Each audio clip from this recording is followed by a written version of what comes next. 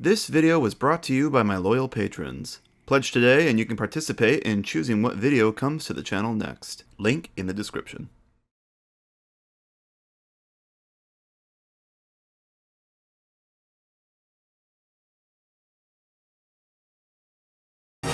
Star Wars! A nearly 50-year-old franchise that needs no introduction. You all know what Star Wars is. Either you're a super fan that keeps up with everything, or you've seen most of the movies, or you just know about it through word of mouth or through movie reviews on YouTube. No matter what, you know exactly what this is. Star Wars is something that's never left the public eye since its inception in 1977. It somehow always stayed relevant. These fantasy space opera movies inspired multiple generations of content creators around the globe, including myself.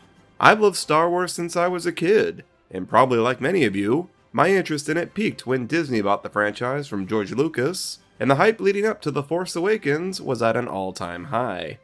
I've never been shy about my interest in Star Wars. I've mentioned it or memed it numerous times in past videos. The most important character in Star Wars is Anakin, but my favorite is the Emperor. Like, take the original Star Wars, for instance. Great movie, great storytelling. Begone, the Bwubba reboot has. But I'll be honest with you all. For a couple years there, I totally fell out of love with Star Wars. With everything Disney has been spewing out with it, I just lost interest. And I was kind of okay with not revisiting these films at all until I had kids or something in a few years.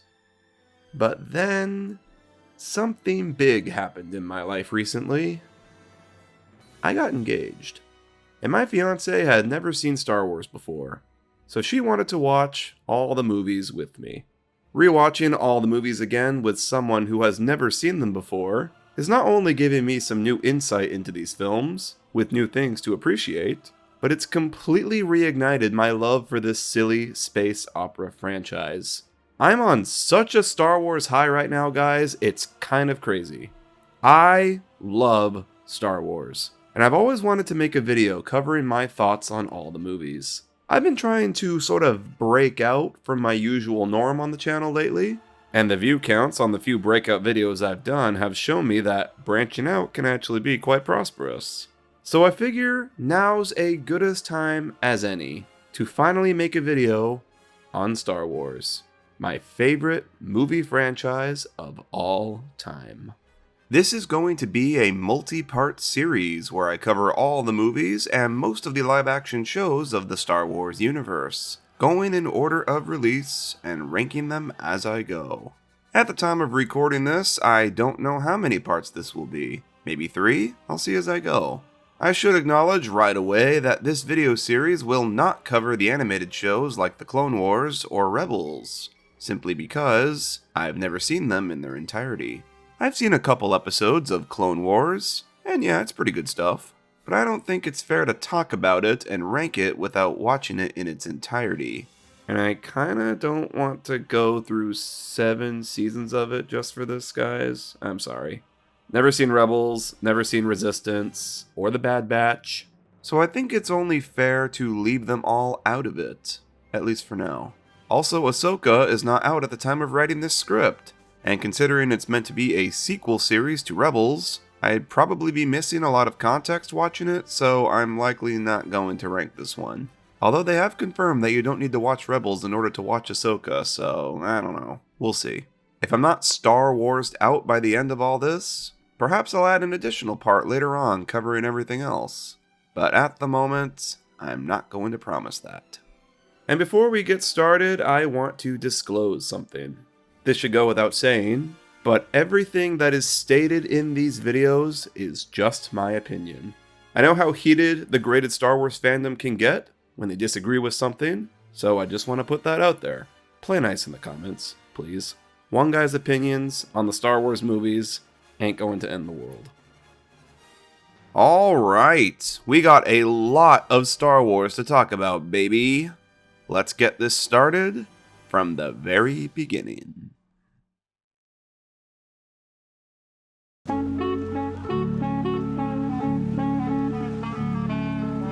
Star Wars Episode 4: A New Hope is an absolutely amazing film. And it's probably the one I have the most to talk about, honestly. There's no denying that this film was groundbreaking for its time. My dad was 10 when this came out, and he said the shot when the Tantive 4 and the Star Destroyer glide across the top of the screen was the most amazing movie experience back in the day. There was nothing like it then. It blew people away. And this is the first shot of the movie too! What a way to wow the audience right out of the gate, and a way to start your story off with a bang. It still blows my mind they were able to accomplish a movie of this scale with these effects all the way back in 1977, and with the shoestring budget they had. This movie is almost 50 years old, and it still looks great. Yeah, there's a few effects here and there that aren't up to modern standards, but who gives a shit? So what if Luke's lightsaber doesn't look perfect here? Have you seen the space battles? These look incredible! The fact that everything here is a prop and filmed adds so much to the realness. These are actual model ships flying by the camera on a blue screen. The motion blurs are all real, and your eyes detect it. The CGI ships mixed in the special edition stand out to me. You can kinda tell what is and isn't real just by how they move around. A little miniature will always be more charming and impressive and inspire than the realest, most photorealistic CGI a computer can render up. A New Hope, originally just Star Wars, was written as a standalone story. According to creator George Lucas, he had the plots for the sequels The Empire Strikes Back and Return of the Jedi in his head at the time, and initially did plan on making more films. I wrote a script, and the script was very ambitious. It told a very large story. When I finished it, I realized that it was way too big to make into a movie. So I took the first part of it, sort of the first act, and I said, I'll make the movie about this. And I had to expand on it and move it around, play with it a little bit.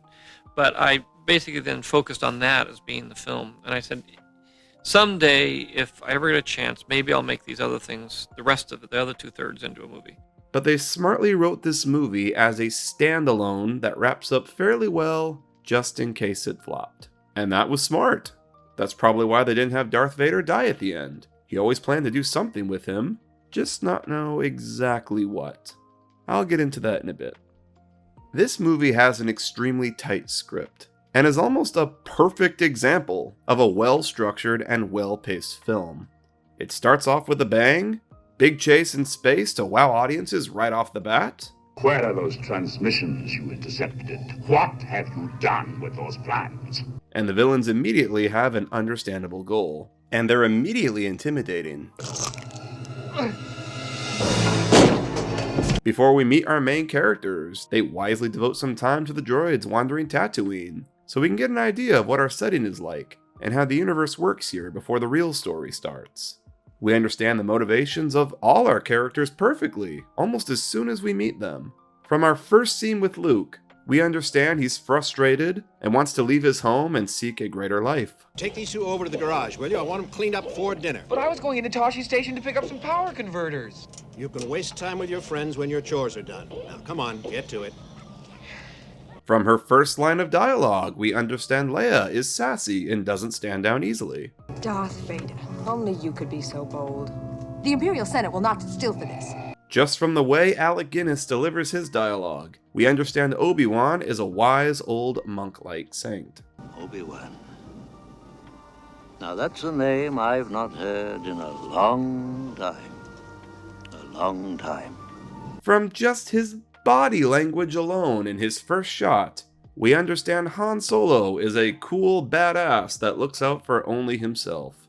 The characters here are also well written and portrayed. Fast ship. You've never heard of the Millennium Falcon? Should I have? We get no focus on the Empire side of things until about the 30-minute mark or so, when the story needs us to know what a force to be reckoned with they are.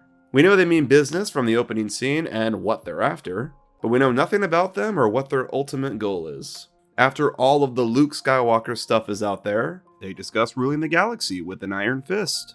Fear We'll keep the local systems in line. Fear of this battle station. This station is now the ultimate power in the universe. We will then crush the rebellion with one swift stroke. And then after, we see them torture poor Leia, and then witness them slaughter Luke's family. They mean business, and they wisely placed all these events in the story to occur within only a few minutes of each other, after all the essential world-building information has been delivered. It's so efficient in how quickly it makes us hate the opposition. This is the exact moment the movie turns from campy space film into a real, grounded adventure drama. The situation gets real, and it doesn't sugarcoat what the Empire is capable of doing. It makes us hate them. All the exposition of the Force and the Empire and how the universe works is all established by this point. Luke is forced to make a decision, and the adventure truly begins.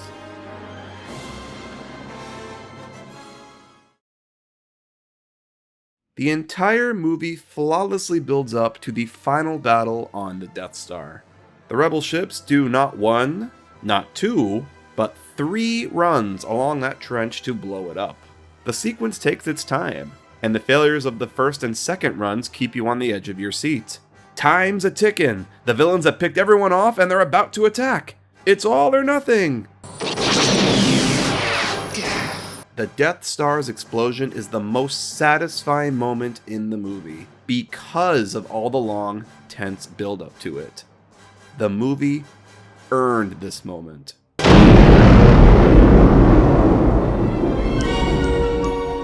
And it gives me goosebumps every time.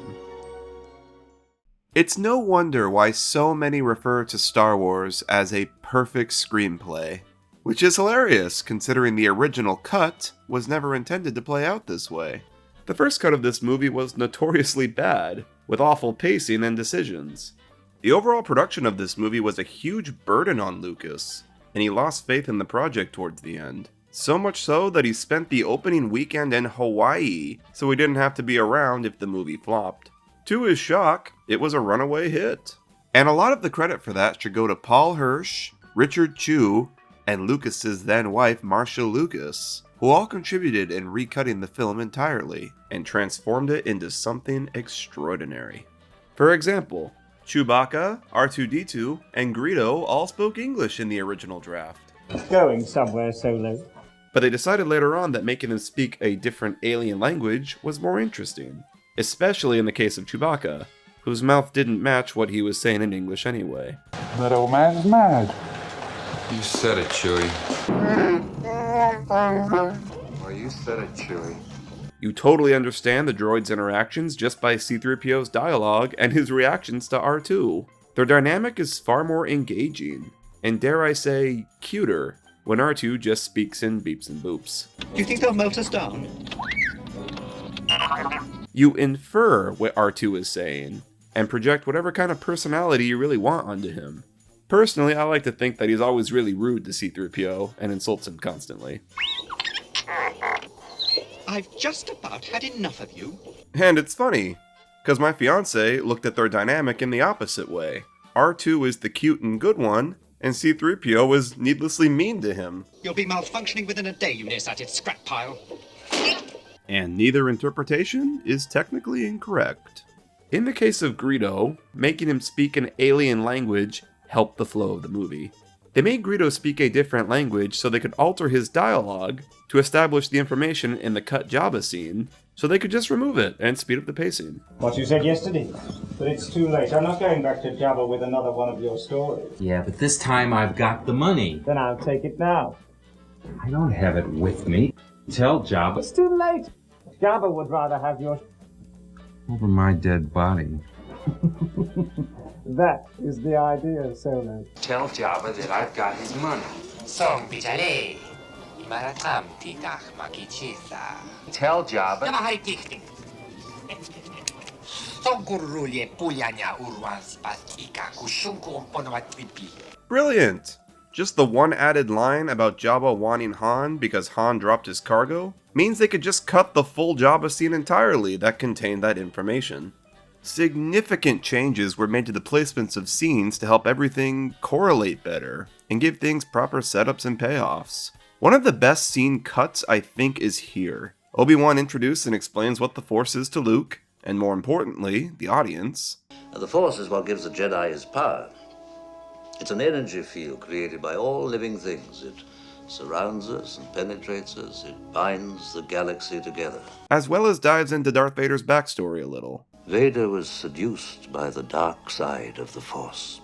And then in the scene right after, we see Vader using the Force to choke an admiral. I find your lack of faith disturbing. So we get an explanation, and directly after, a visual. Setup, payoff. Seamless.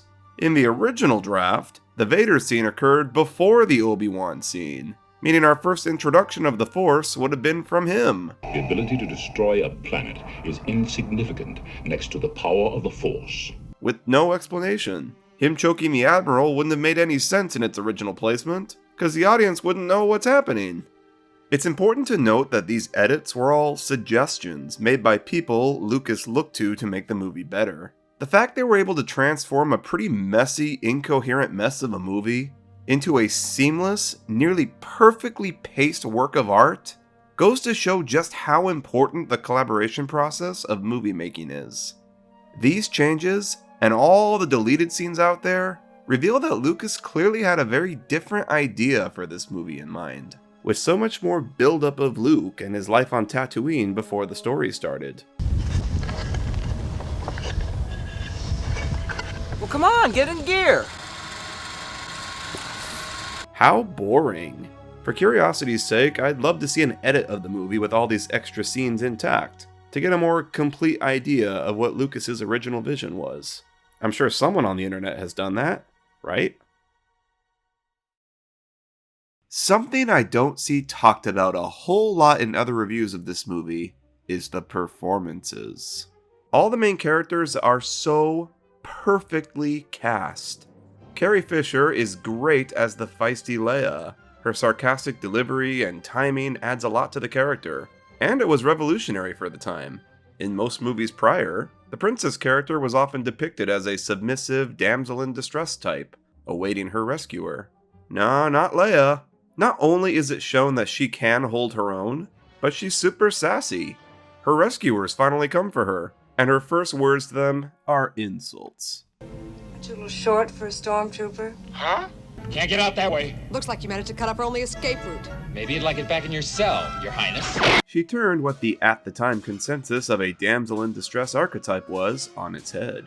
Lucas should of course receive some credit for writing her that way, but I also think a lot of it comes from Fisher's performance. You hear nothing?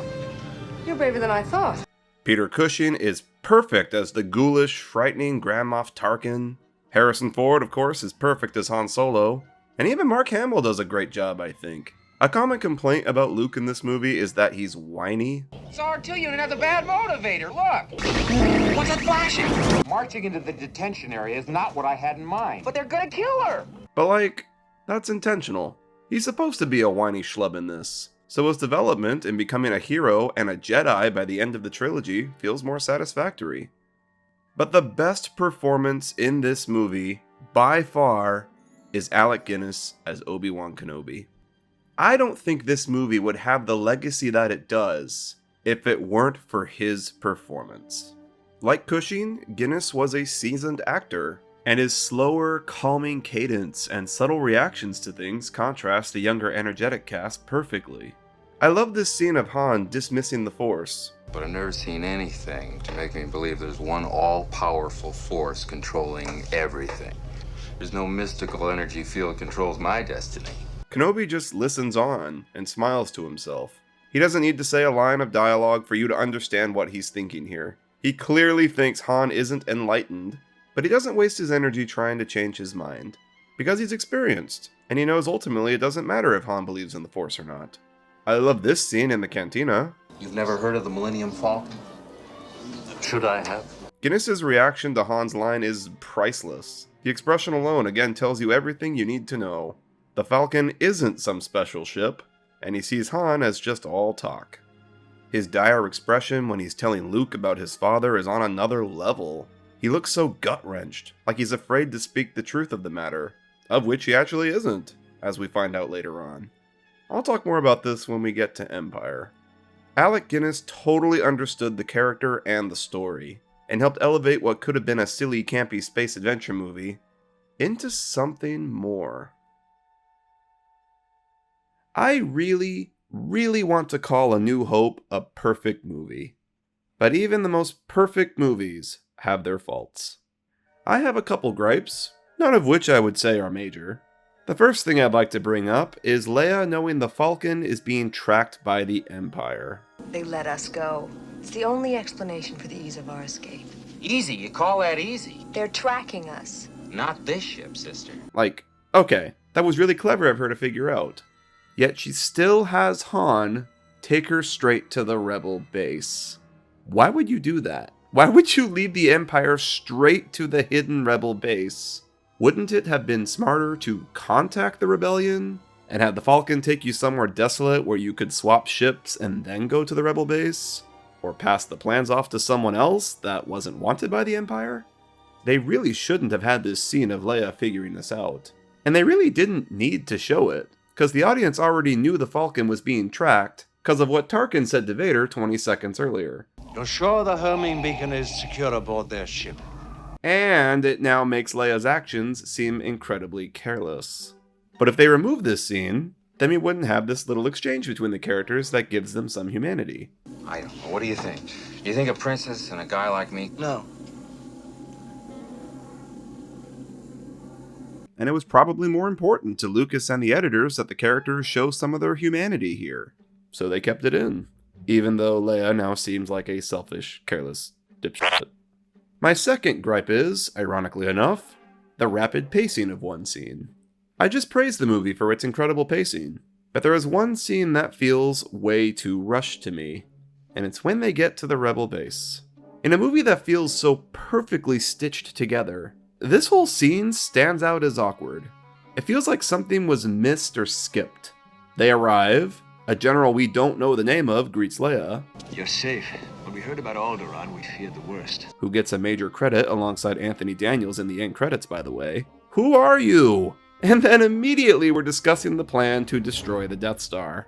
I feel like they should have spent a minute or two showing the base a bit and introduce us to the more significant Rebel figures. Like, give Luke a moment to take in what he's seeing. This is the first time he's seeing the Rebellion, something that he's only heard of before this. What with the rebellion and all? You know of the rebellion against the Empire? Nah, they just kind of gloss over it. And Luke's somehow an X-Wing pilot now. Like, I know they established earlier that he's a good pilot. I understand you've become quite a good pilot yourself. But I don't know. Don't you have to train or something to be a Rebellion pilot? This whole sequence is just oddly rushed, and was probably intentional by the editors just to get us to the final battle, while the tension of the looming Death Star was still high. My third and final gripe with A New Hope isn't even really a gripe with this movie. It's a gripe with the later canon's continuity, and how not all of it perfectly aligns with what happens in this.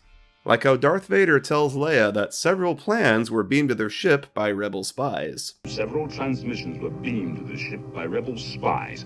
I want to know what happened to the plans they sent you. I don't know what you're talking about. But that's not exactly what happened as shown in Rogue One. Vader literally saw them take the physical hard drive and pass it along to the ship. Or how about Obi-Wan seemingly not remembering R2 at all? Well then, the droid does belong to you. I don't seem to remember ever owning a droid. R2 is with you throughout the entirety of the prequels. He was a part of your daily life. And this is your reaction to seeing him again after all this time? Yes, I know that he technically didn't own him, and he says as much. And I get that he could be lying here, of course, but why would he be? For what reason? Now comment below about how I'm an idiot for mentioning this, because in some book written 36 years later it stated that Obi-Wan did remember R2, and Corley didn't say anything because something reasons. Or how Obi-Wan flat out lies and tells Luke Anakin wanted him to have his lightsaber when he was old enough. Your father wanted you to have this when you were old enough, but your uncle wouldn't allow it. Yeah, when did this exchange happen? Why would Obi-Wan give Luke the saber now, of all times? Why would Obi-Wan give it to him at all, considering he's supposed to be protecting Luke from the whole Anakin thing? Interestingly, in the scene as filmed, Obi-Wan doesn't give Luke the lightsaber until after they've seen Leia's message, which makes more sense, I think. He comes to realize how drastic the situation is, and right then and there decides that now is the time to get Luke involved. In the final version, they re-edited the scene so they watch the Leia message after he gets the lightsaber. This re-edit also explains why C-3PO randomly wakes up halfway during the scene, after just saying he's going to shut down for a while. Sir, if you'll not be needing me, I'll close down for a while. Sure, go ahead. Again, these little nitty-gritty inconsistencies are not the fault of this movie by any means. It's the other movie's fault for not aligning with the established canon perfectly. Well, if it's not this movie's fault, then why did I even bring it up, you ask? Well, I brought it up because these little moments do stand out now on rewatch, and they kind of detract from the experience a little bit. I can't watch Obi-Wan have like zero reaction to R2 without thinking, didn't you two work together for years? Nonetheless, they do not ruin the movie, nor do I dock points from it because of them. And if you're watching this movie for the first time, none of these would even apply to you. I guess I should probably talk about the special edition changes. In 1997, in honor of the 20th anniversary, Lucas decided to remaster the original trilogy and put them back in theaters with updated effects, changes, and some deleted scenes put back into them. Many of these changes were very controversial, and still are today. I don't know a single person who thinks Greedo shooting Han first was a positive change. Yes, I bet you have. McClunky. I don't know if this is a hot take or not, but I'm kind of 50-50 on the changes in this movie. Some I totally get. Some of the older effects were a little shaky, and I can understand Lucas wanting to clean them up a bit for a remaster. The new CG shots of the Falcon taken off out of Mos Eisley, or the new dogfight shots above Yavin, look cool.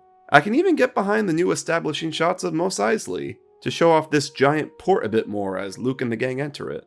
They're all obviously fake CGI, and they do stand out, but they're neat. Then there are some changes that are just absolutely baffling.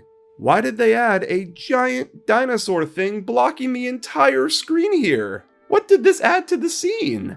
Or the stormtroopers on CGI dewbacks? Why? Again, what does this add to the scene that wasn't there before? And why did they reinsert the Jabba scene? The history of this scene is actually kind of interesting. Originally, when they filmed this, Jabba was meant to be a human, and they filmed it with Harrison Ford talking to the guy playing Jabba. Right here, Jabba. Been waiting for you. Have you not? So when they reinserted the scene, well after Jedi reestablished Jabba as a giant slug thing, they added a CGI Jabba the Hutt on top of the actor. But my question is, why add it back in at all? All the information they establish here is the same information we got earlier in the Greedo shootout. Not to mention, it totally spoils Jabba's big reveal in Return of the Jedi, and it ruins the Millennium Falcon's big debut. This shot is awesome, panning up and showing the Falcon fully in frame as the music swells.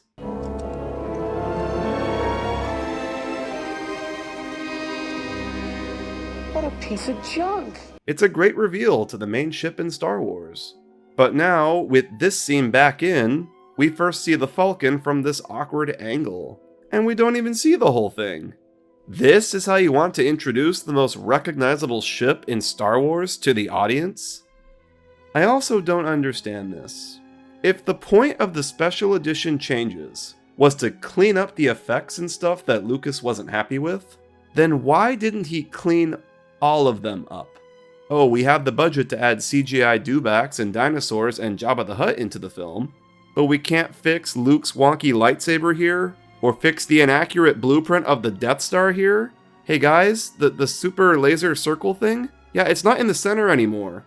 The changes overall are pretty frustrating. Some of them are fine and I can understand them, but I can't help but be annoyed at them when they leave the bad looking effects in and then shoehorn needless dumb crap that doesn't add anything to the movie. When all said and done, if I were to choose one, my preference for the original trilogy is the unaltered theatrical versions. These movies are of their time, and there isn't a need to update them. Let them be from the period they were made in. Remaster them in HD, sure, whatever, but don't add dumb shit to them to make them feel more modern. A New Hope is a fun, lighthearted, campy 70s space fantasy film, and just let it be that. Let it feel and look of the time it came from. I have to assume the reason we haven't gotten an official HD release of the original versions yet is because Lucas put it in the contract with Disney. Disney could have the rights to Star Wars, but they couldn't release the original versions. The reason being something to do with like his ex-wife being entitled to royalties from them or something. I don't know the details. And all of this is just speculation and rumor, of course. But until then, there's only HD fan cuts out there. They all fall into a sort of legal gray zone, so seek them out at your own risk. Overall, A New Hope is pretty damn hard to beat. There's a lot of interesting history to it, and it no doubt will stand the test of time forever. This movie created a genre of film. It morphed science fiction with fantasy and created something that had never been made before. Science fantasy. It totally challenged the world's perception of what a space opera could be. It's one of the most influential movies ever made that inspired generations of directors, filmmakers, and content creators across the globe. Obviously, it's in the #1 spot for now. But I wonder how long it'll hold it for.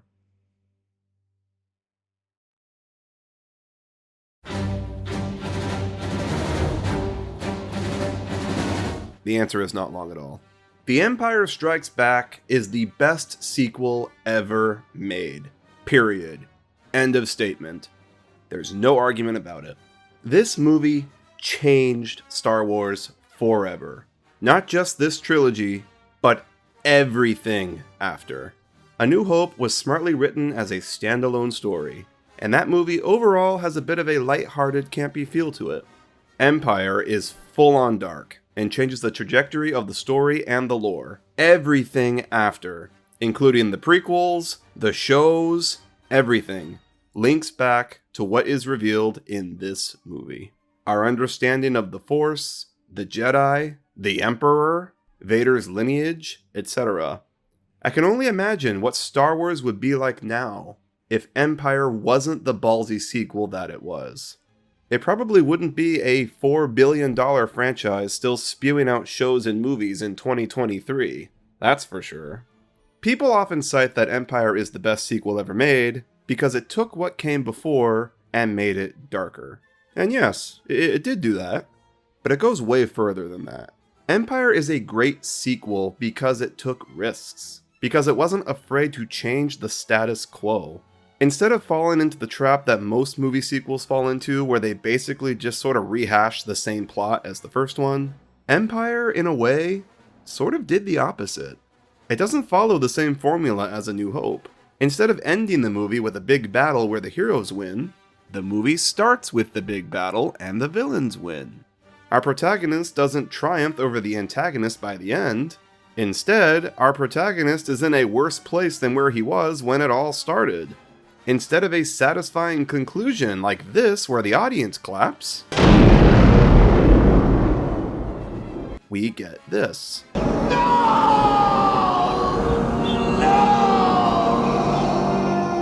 This movie wasn't afraid to take the story to places that a casual fan of the first movie might not exactly enjoy on their first viewing. Let's talk about the most ballsy move of all, and it is what this movie is known for. Darth Vader revealing that he is, spoiler, Luke's father. This is the plot twist of all time.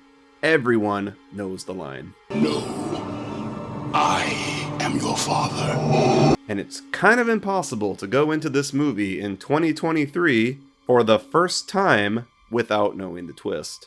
Hell, I always knew Vader was Luke's father, even before I watched these movies as a little kid. It's just something that's ingrained into pop culture at this point. I would love to know how mind-blowing that reveal would have been the first time watching. And I sort of got a glimpse of that when I watched this with my fiance. Remember, she had never seen the movies before, knew nothing about Star Wars. She knew the line, but didn't know who said it. The whole time leading up to the reveal, she kept asking me, "So, Vader is Luke's father, right?"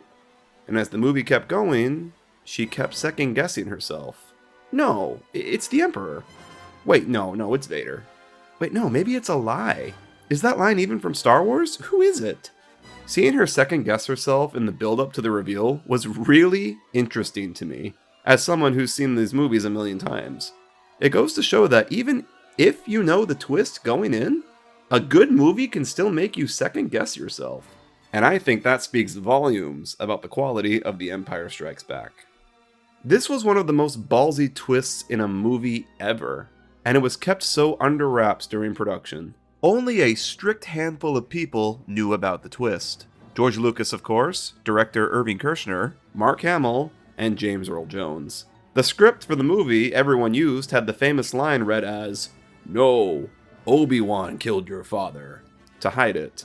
And this was the line that David Prowse as Vader said when they filmed. Lucas and Kershner told Hamill only right before filming the scene what the line actually was going to be, so he could emote an appropriate reaction. Hamill was told privately, just moments before the cameras rolled. I met with Mark and said, "You know that Darth Vader's your father." "What?"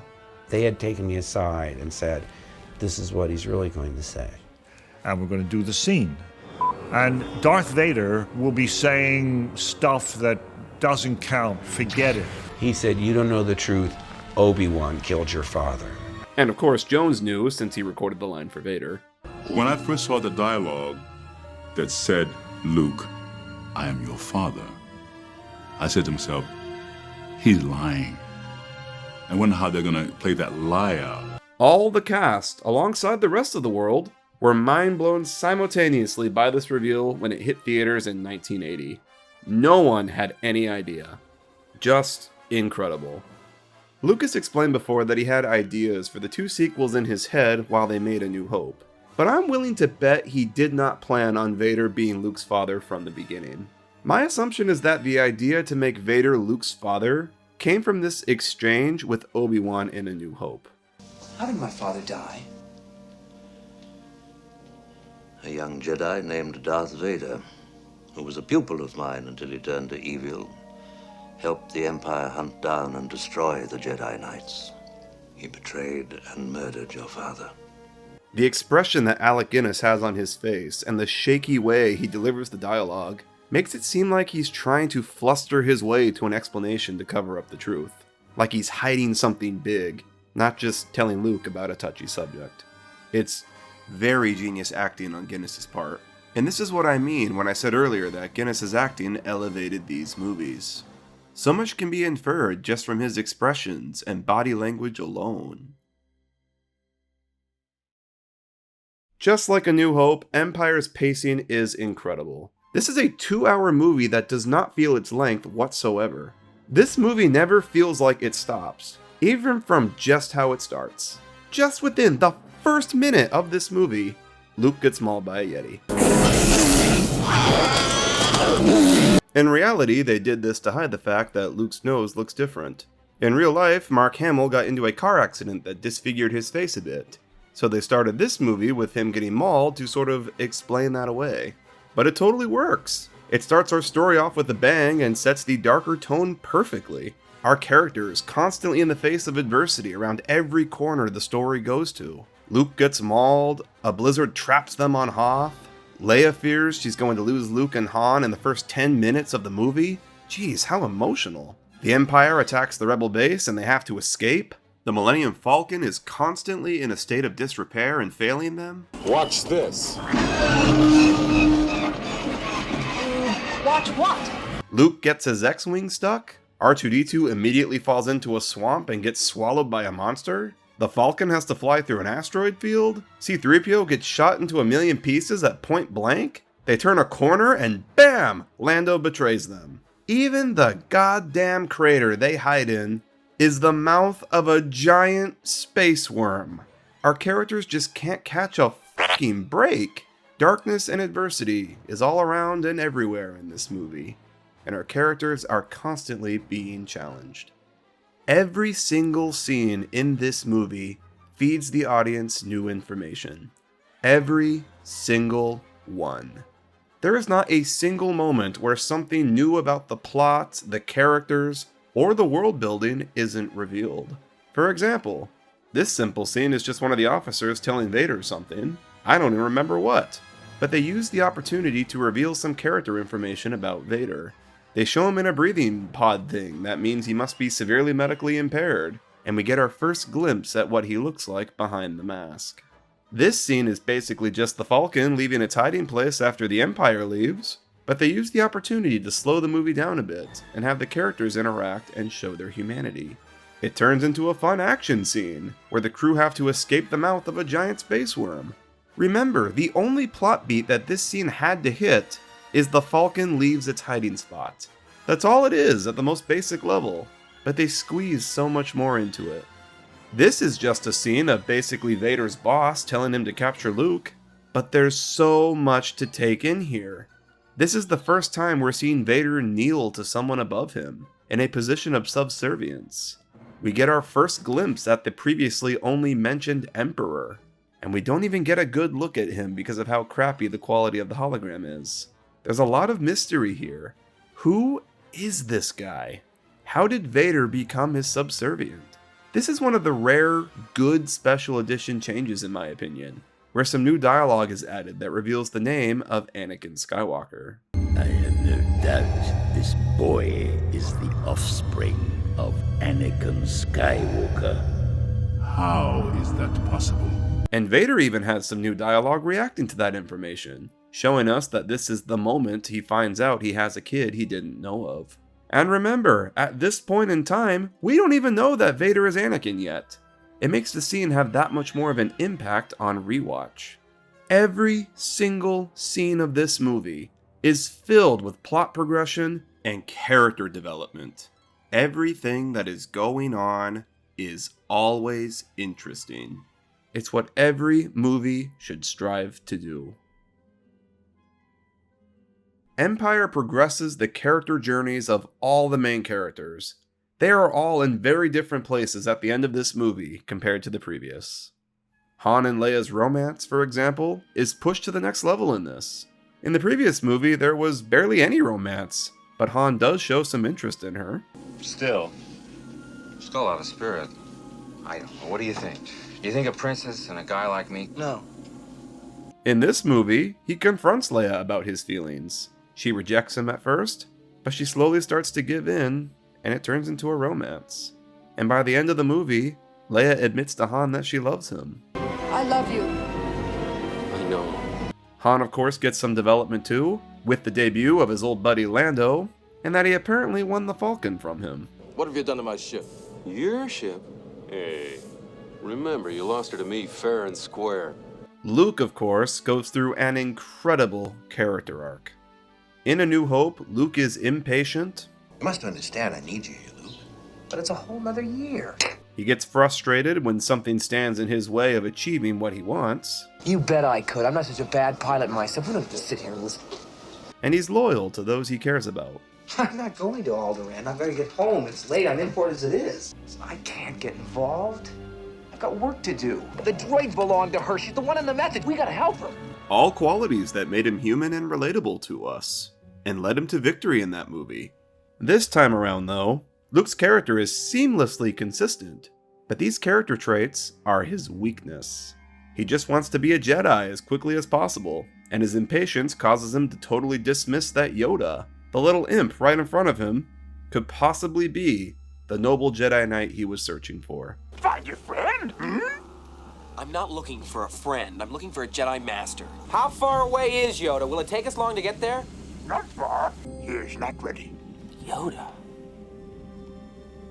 His frustrations get the best of him. I can't. It's too big. His loyalty to his friends is what drives him to disobey his training and leave to confront Vader prematurely. Oh, I can't keep the vision out of my head. They're my friends. I gotta help them. You must not go. But Han and Leia will die if I don't. Yoda flat out tells him these traits are why he's not ready to become a Jedi. Excitement. A Jedi craves not these things. You are reckless. And right, Yoda was. Because by the end of the movie, Luke's impulsive actions bite him in the ass. It's clear that he still has a lot of growing up to do, and this movie shows him at his lowest point in the trilogy. There's nowhere to go but up from here. Not only the heroes are developed, but our villains are too. And I'm not just talking about Vader. I'm going to talk about him in a sec. I'm talking about even the unimportant Admiral guys. We see that the Admirals show fear, that they have moments of humanity. Well, there's no trace of them, sir. Captain, Lord Vader demands an update on the pursuit. Get a shuttle ready. I shall assume full responsibility for losing them and apologize to Lord Vader. I feel so bad for Captain Needar here. The poor guy knows he's about to die. The movie reminds us that the people involved in the Empire are not all cold, comically evil Nazi-like villains. Some of them are just humans doing their job. Okay, now I'll talk about Darth Vader. This is his movie. In A New Hope, Vader was just a bad guy. He was the muscle that kept the business of the Empire on track. If you want to break it down, the real villain of that movie was Tarkin, who called all the shots, and Vader just kinda did what he said. Governor Tarkin, I should have expected to find you holding Vader's leash. But Vader was the most interesting baddie in that movie, because we knew so little about him. We knew he had a vague history with Obi-Wan, but it's never fully explained, which left him in a shroud of mystery. Why is he in a mask? What's his deal with Obi-Wan? Why is he breathing like that? This movie answers some of those questions, but also poses some brand new ones, as Vader is a full-on main character this time around, and for basically the rest of the series. Vader is not just a bad guy here, but a fallen Jedi who turned to the dark side. We don't even see his face, but we can tell there is some inner conflict going on inside him. He must serve his master, but at the same time, he wants his son to join him so they can destroy the Emperor and rule together. You can destroy the Emperor.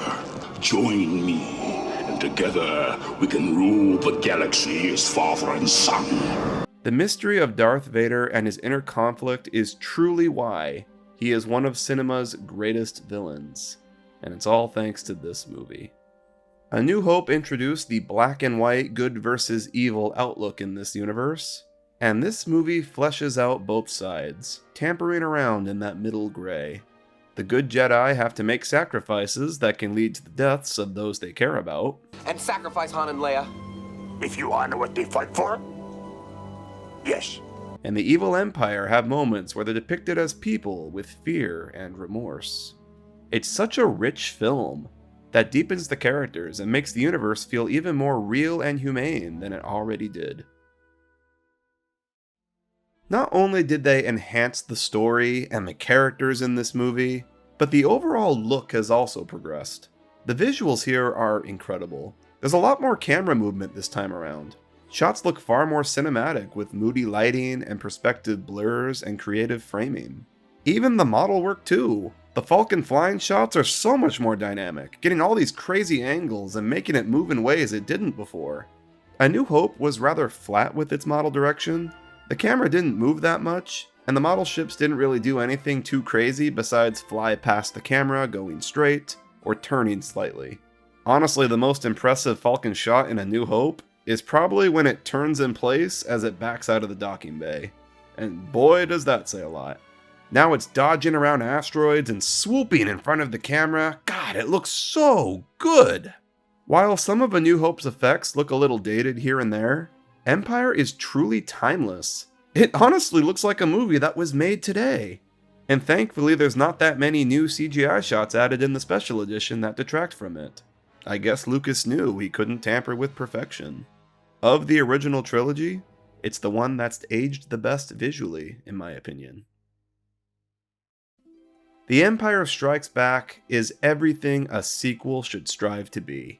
A ballsy, daring continuation of the story that preceded it. It not only continued the story of Star Wars, it elevated it to an unprecedented level. Star Wars would not be the behemoth it is today if it weren't for the major risks that Empire took. And it's pretty goddamn hard to top this one. It is the most obvious ranking placement ever, but Empire rightfully deserves to go above A New Hope. The coldest take ever, I know, but I don't give a shit. The Empire Strikes Back is a goddamned masterpiece. Now, for the big finale.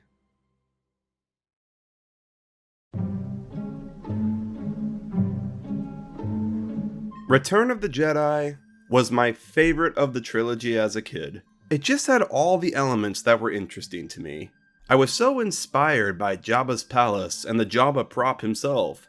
The Sarlacc pit monster was a concept that was endlessly fascinating to me.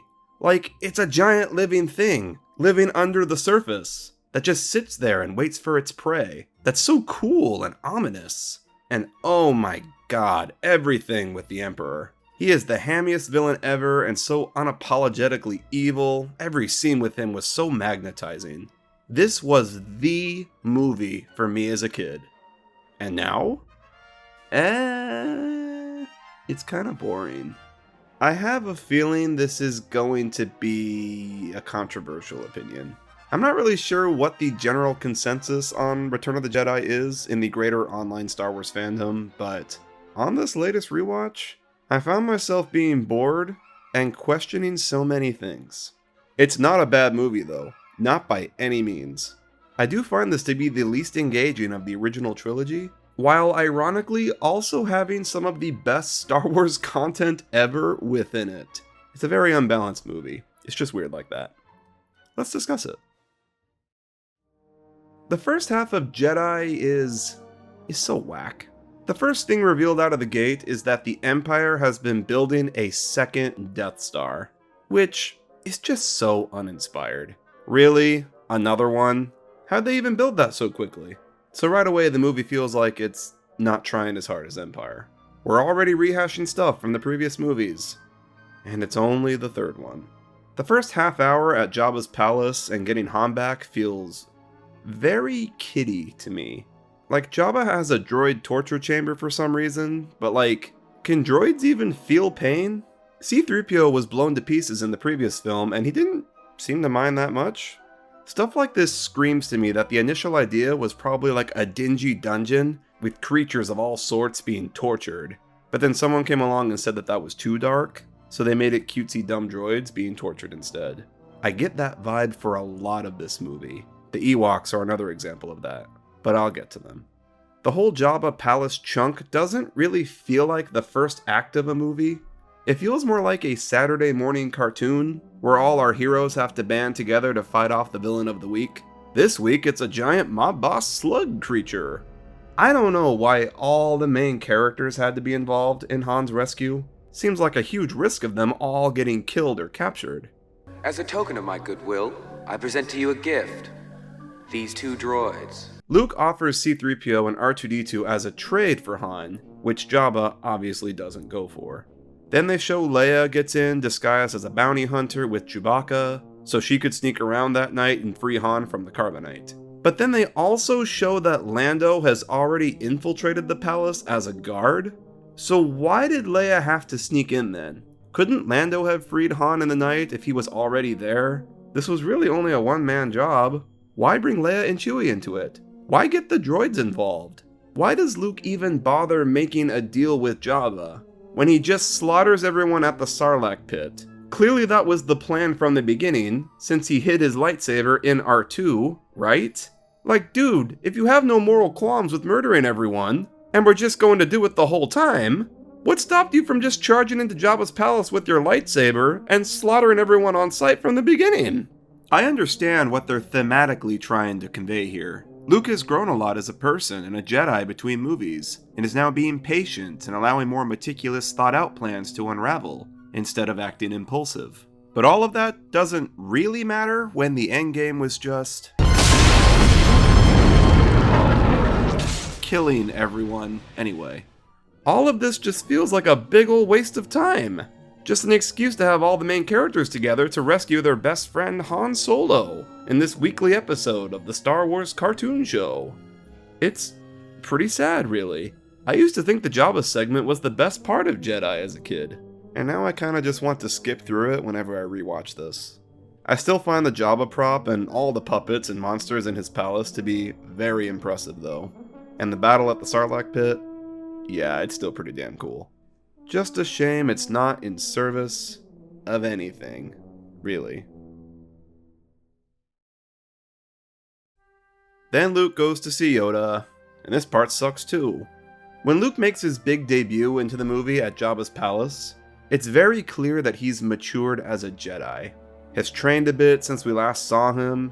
He seems grown up. The first thing he does is use the Force to choke the guards. He's become a badass, and it's a neat little parallel between him and Vader. Luke's using the Force to choke people like Vader would, perhaps implying his eventual turn to the dark side is imminent.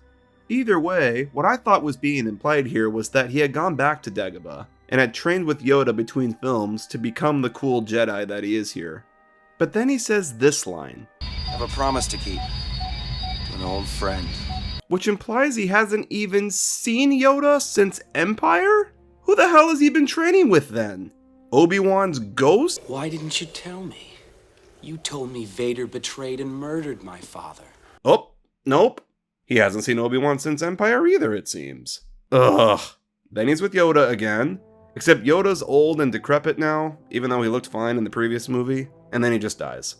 It's like they had no idea how to wrap up the Yoda plot thread in Empire, so they just said whatever and killed him off. And then Obi-Wan appears as a Force ghost and just has a conversation with Luke. Like, there's nothing mystical about it or anything, he's just talking to Luke. He reveals the second biggest plot twist ever, that Luke and Leia are siblings. And it's done in such a boring, unengaging way. That is the reason why your sister remains safely anonymous. Leia. Leia is my sister. Your insight serves you well. Your sister will remain anonymous. It's Leia. You're right, it's Leia. Oh my god. They're just sitting there, talking. Shot, reverse, shot. There's no creativity in the filmmaking here. How boring. Then the rebels reunite, and there's no like big moment when Han is welcomed back or anything. Nope, he's just fine. It's like nothing happened. He and Lando are just cool now. They're best friends. I guess they could have worked things out on their way back to the rebels on the Falcon, but still. The fact that these character moments are off screen sucks, and we're basically just watching the boring parts. And then they go to Endor to deactivate the shield around the Death Star. And at this point of the movie, everything just stops. There's no tension, nothing's happening. They dick around on the Force for a while. Han and Chewie just stand there, bored out of their minds at one point. Leia talks to an Ewok. Ugh. This movie contrasts the previous two so badly. A New Hope and Empire both sped along at a very steady pace, with each new scene feeding us new information, and was shot in interesting ways. All that energy is just gone in Jedi. It's kind of jarring.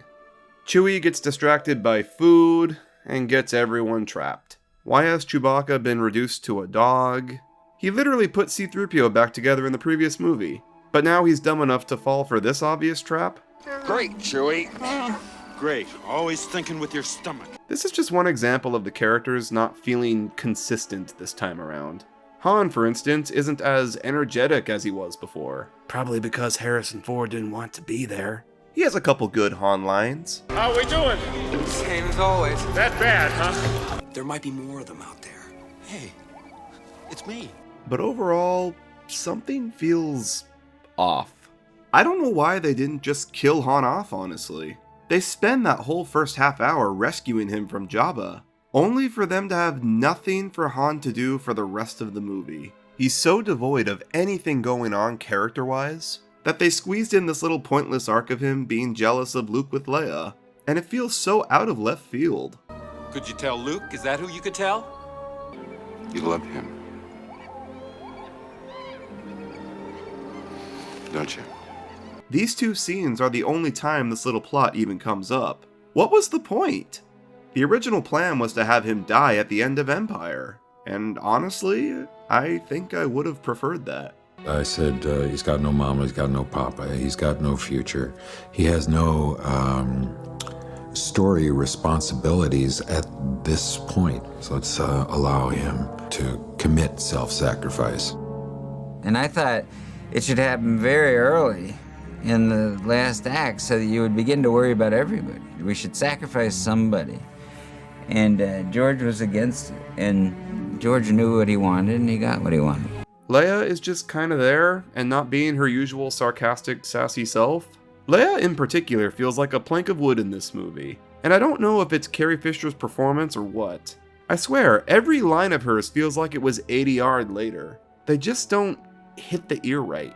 We have powerful friends. You're gonna regret this. Where's Leia? I'm here. Well, looks like I'm stuck here. 3PO, tell them they must be set free. Even her lines recorded in camera don't sound right. No. Luke, run away. Far away. If he can feel your presence, then leave this place. I wish I could go with you. Was Carrie's heart, like, not in it or something? Because the performance feels so flat. I know that she was going through stuff in her personal life during Star Wars, so maybe that's why? With the exception of Luke, who is meant to be more mature this time around, and Mark Hamill is indeed doing a fine job, I think. Our other main characters don't feel consistent, like some of the life has been sucked out of them. I should probably talk about the Ewoks since we're at this part of the movie. I don't hate the Ewoks, and I like the concept of them in theory. The rebels enlisting these primitive primal beings to fight the technologically advanced Empire. Thematically, there's a lot going on there. Problem is, the Ewoks are too kiddie and cutesy to be taken seriously as threats. Just like how all the Jabba stuff kind of felt like it was out of a cartoon, the Ewoks are really no different. The original idea was that the natives to the planet were going to be Wookiees, which, oh my god, would that have been so much better. It not only would have given us a little insight to Chewbacca's character and his world, but I can actually believe 8-foot Sasquatches taking on the Empire. Imagine an army of those things fighting stormtroopers, instead of the little 4-foot teddy bears.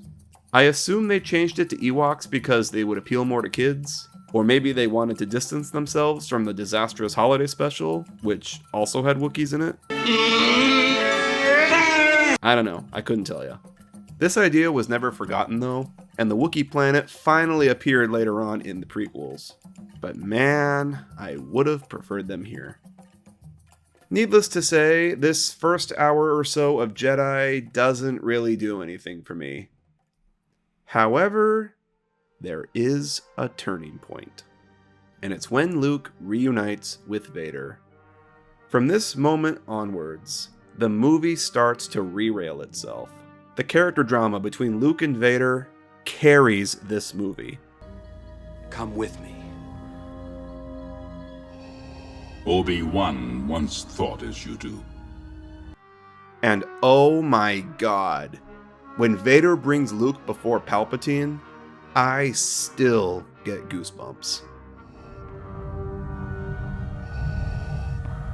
Welcome, young Skywalker. I'm looking forward to completing your training. Emperor Palpatine is my favorite character in Star Wars. No question. When I think of Return of the Jedi, the visuals that come to my mind are of him and his throne, Luke and Vader combating in front of him, and him shooting Luke with lightning. Palpatine is the face of this movie, for me anyway. He is such an unapologetically evil villain, with so much passion for what he does. And Ian McDiarmid is so cheeky and playful with his line deliveries. I assure you, we are quite safe from your friends here. But he's also incredibly wise. He is always 2 steps ahead of everyone. He's so in tune with everything about the goings-on of the universe.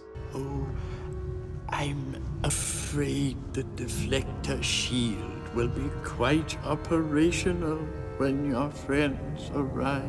He's the fucking GOAT and he knows it and flaunts it. He doesn't even hide his evil doings because he knows he's just so unstoppable.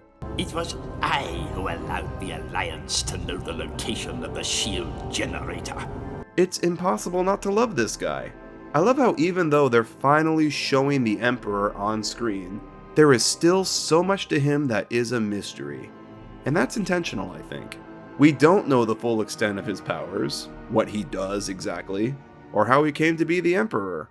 And that unknowing makes him such a looming, threatening presence. We see him the exact way that Luke does, and we, like him, are not really sure what his angle is in this confrontation. Palpatine is such an enigma. From this point on, the movie gets seriously good. The Emperor continues to taunt Luke, trying to make him angry. Your fleet is lost, and your friends on the indoor moon will not survive. Give in to your anger. While also telling him that giving in to hate will make him powerful, just as it did to Vader. And the sad part is, it works. Luke does reach a breaking point and combats Vader, and he gets so worked up that he starts to just wail on him with no grace or strategy. It's just raw, unhinged hate. Luke cuts off Vader's hand just as he did to him, and actually gets Vader into a position of submission. And it's in this moment Luke realizes the Emperor was right. Hate made him powerful. Powerful enough to overtake Darth Vader, and he gave into it. This scene is so effective in how it's communicated. No dialogue. Just Luke looking at his robot hand, and then at poor defenseless Vader with his hand cut off. You know exactly what he's internalizing in that moment. But unlike Anakin, Luke resists to make the same mistake. He throws his lightsaber on the floor and tells the Emperor he's failed, for he will never turn to the dark side, and he will die right then and there a Jedi if he has to, successfully completing his character arc. Luke's journey to becoming a Jedi was not just a literal confrontation with Vader, as he was instructed by Yoda. You must face Darth Vader again. I can't kill my own father. It was more than that. He was never meant to kill Vader, because as he just realized, trying to destroy the evil only makes you evil. Learning this lesson was the final step into Luke fully becoming a Jedi. I am a Jedi, like my father before me. And appropriately, is recognized as so. So be it, Jedi. There is something beautiful about the Emperor, the most anti-Jedi person in the universe. The person who gave in to evil more than anyone alive, saw this and was the first to call Luke a Jedi. And what does the Emperor do? He shoots Luke with lightning to torture him for not turning. Young fool. Only now, at the end, do you understand? Palpatine could have so easily just snapped Luke's neck with the Force right then and there in a millisecond. But nope, he has to be egotistical and petty and torture him.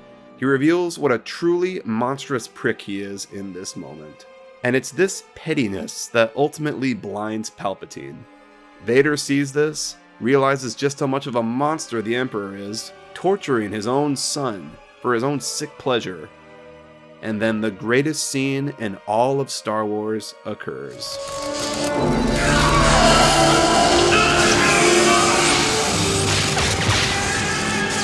It's all built up to this amazing, perfect moment.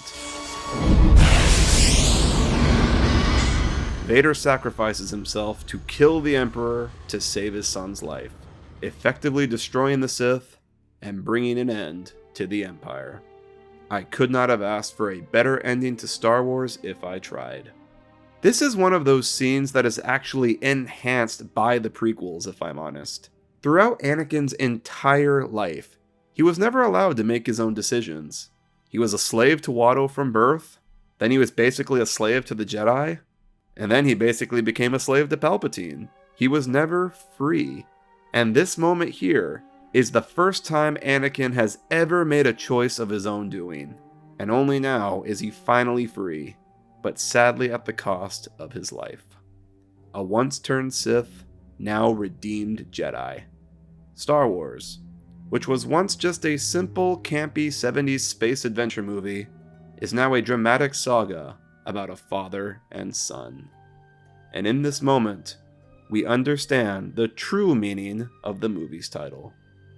There's a few ways that you can infer the title Return of the Jedi. Going into this movie, you see the title and probably looked at it at surface level. Oh, it's referring to Luke, who is now a Jedi, and returning for one more adventure on the silver screen. He returned, and he's a Jedi. Return of the Jedi. Then you watch the movie and you realize the Jedi who returned was not just Luke, but also Anakin. He redeemed himself, became a Jedi again. The title could also refer to the legacy the story leaves, because it's implied after this movie, Luke went on to rebuild the Jedi Council. Return of the Jedi could be referring to Jedi plural as well, as in the return of the Jedi Order. There's so many ways you can infer the title. It's quite brilliant. All while the far superior A-plot is happening, we have a battle on Endor going on between the Ewoks and the Stormtroopers, and this huge dogfight in space. It's visually impressive, it's awesome. There's not much I can really say about it other than it's a thrilling visual experience. The fact the Rebels have to blow up the Death Star again is kinda ridiculous, but it's okay here because it's not the focus of the climax. The real story drama was in Luke's confrontation, and all of this is just kind of a backdrop to the more important stuff happening. The Death Star 2 explodes, and the Empire's reign is over. Everyone celebrates that night on Endor, as Luke witnesses Anakin's spirit reuniting with Obi-Wan and Yoda.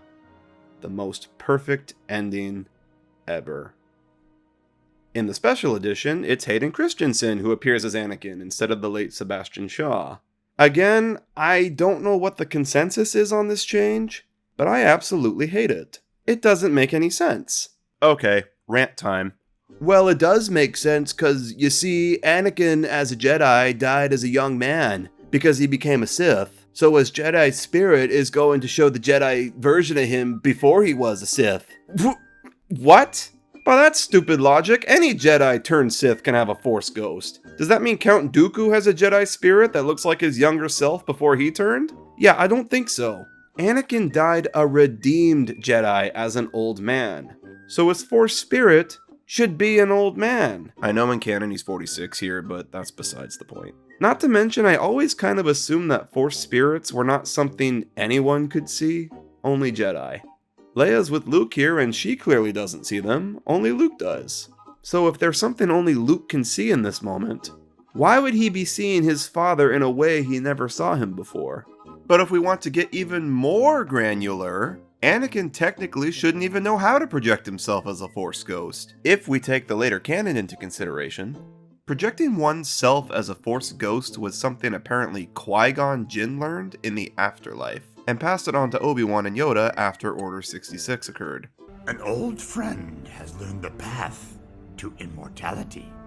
Your old master, Qui-Gon. How to commune with him, I will teach you.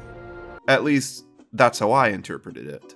It's why Obi-Wan and Yoda both fade away after they die, and why Qui-Gon and Anakin don't. Anakin is even confused how Obi-Wan did that after he passed, showing he doesn't understand what this power is or how to use it.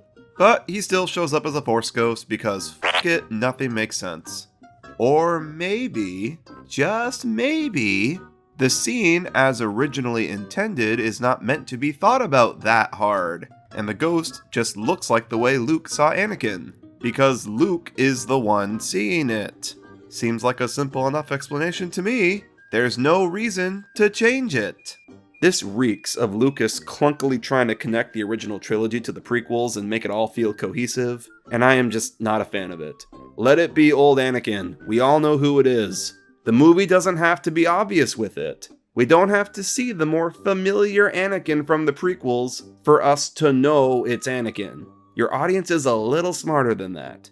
In case my little rant here didn't make it obvious, this is the special edition change that I personally hate the most. Because it took something that was so simple and wholesome and perfect and made it totally complicated and eyebrow raising. Right at the end too, at what is the literal final seconds of the saga. It's like a giant middle finger to the audience right before the credits roll. Now I know there's fans out there that love Hayden Christensen as Anakin, and actually like this change. And rest assured, I'm not trying to shit on your opinion. You are allowed to like it, obviously. What I'm trying to break down here is that it doesn't make sense using the logic of the current canon. Anakin died as Anakin and a Jedi old, and Luke saw him when he was old. So the Force spirit Luke should be seeing of Anakin should be old. Now that it's almost 20 years later since this change, and Hayden Christensen is starting to near the age of Anakin when he died, I wouldn't actually mind if they refilmed new footage of him to reinsert here. That seems like the best way to appease both sides of the argument, in my opinion.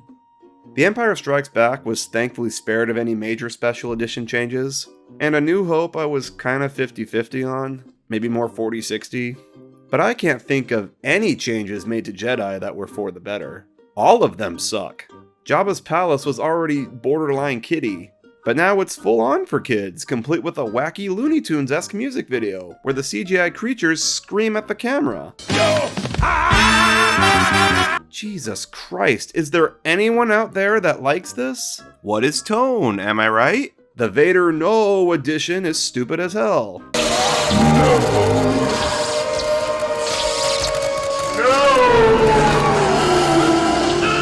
The beauty of this scene is that all of Vader's emotions were internalized. We knew exactly what he was thinking just by the way it was communicated with his body language and the camera movement. But no, now it has to be obvious that he hates the Emperor. What is subtlety, right? The new ending sequence where they show all the worlds celebrating the end of the Empire is pretty cool, I guess. That's probably the only change here that I don't totally hate. It makes the fall of the Empire seem like a way bigger deal, so that's kinda cool. But I'd rather just watch the original version. I don't know how I've gone this entire video without mentioning John Williams once. I mean, what is there to say about him that hasn't been said before? John Williams is the man. His score for the Star Wars movies, hell, any movie he's a part of, always goes hard. I don't think there's a single Star Wars track from him that I dislike. Perhaps it's an odd choice, but Return of the Jedi is my favorite Star Wars score from him. There are so many pieces introduced in this one that live rent-free in my head. The haunting Emperor's theme.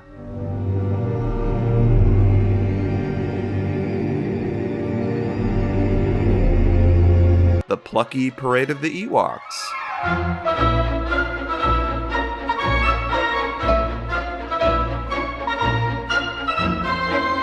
The slow and lovely Luke and Leia track, which is criminally underused in this movie.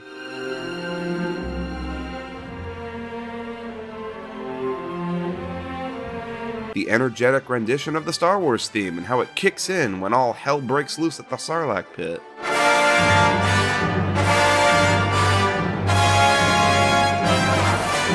The slow, agonizing build-up during Vader's internal conflict.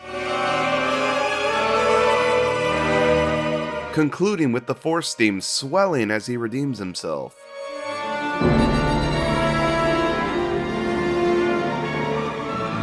The new rendition of the TIE Fighter dogfight track when the Falcon is traversing into the Death Star.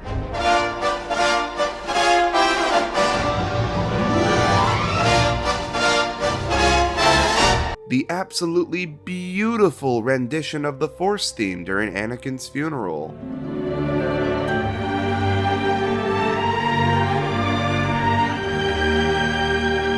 And even the new Victory Celebration music in the special edition. Those vocals that come in when Anakin's ghost appears.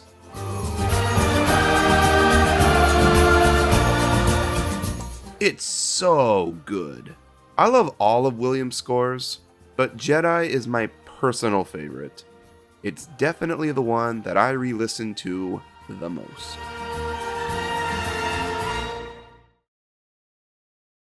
So in conclusion, Return of the Jedi is the black sheep of the original trilogy. It's a very unbalanced film. Half of it is rather boring and kiddie and uninspired, and then the other half is some of the best, most emotionally perfect Star Wars content ever. No middle ground. In no way could I ever say Return of the Jedi is a bad film. It concludes the saga beautifully, but I don't think it sticks with me the same way the previous two did. And for that, it's going at the bottom. So when I started writing the script for this video, my plan was to cover all 6 of the Lucas films in one part, and the Disney stuff in part 2, but I can already tell that this segment on the original trilogy alone is going to run long. So I'm splitting it here. I will cover the prequels in part 2, and then the Disney stuff in part 3. Plenty more to come, so watch this space.